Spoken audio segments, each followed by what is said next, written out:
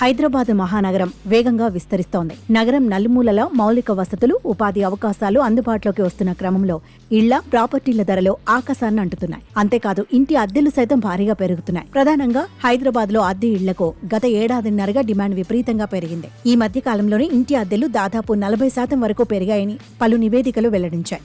అయితే కొన్నాళ్ల కిందటి వరకు బెంగళూరులో అద్దె ఇళ్లు అంటే చాలా మంది అమ్మో అనేవారు. అక్కడి అద్దెలను భరించడం అంత తేలిక కాదని అనుకునేవారు. కానీ ఇప్పుడు మాత్రం హైదరాబాద్లో అద్దె ఇళ్లు తీసుకోవాలంటే ప్రజలు బెంబెలెత్తిపోతున్నారు. ఇక ప్రస్తుతం ఓఆర్ఆర్ లోపలైతే డబుల్ బెడ్రూమ్ ఇల్లు ఎక్కడైనా కనీసం 15,000 నుంచి 20,000 వరకు చెప్తున్నారు. ఇక ఐటీ కారిడార్కు దగ్గర ప్రాంతాల్లో అయితే ఏకంగా 40,000 వరకు ఉంటున్నాయి. అయితే ఇప్పటి వరకు రియల్ ఎస్టేట్ రంగం డల్ కావడంతో ఇళ్ల అమ్మకాలు కూడా భారీగా తగ్గాయని రియాలిటీ మార్కెట్ వర్గాలు చెబుతున్నాయి.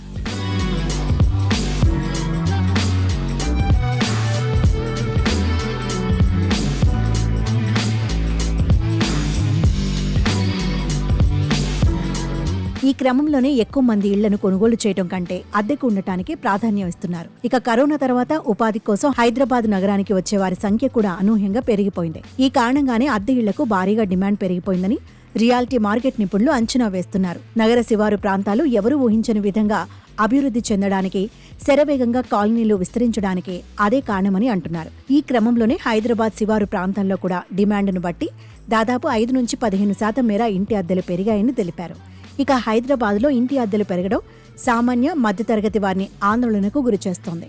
నెలంతా కష్టపడి పనిచేస్తే వచ్చిన వేతనంలో అధిక భాగం ఇంటి అద్దెకే ఖర్చవుతోందని వాపోతున్నారు. నగరంలోని ముఖ్యమైన ప్రాంతాల్లో ఇంటి రెంట్ ఎక్కువగా ఉండటంతో శివారు ప్రాంతాల్లో నివాసం ఉంటున్నారు.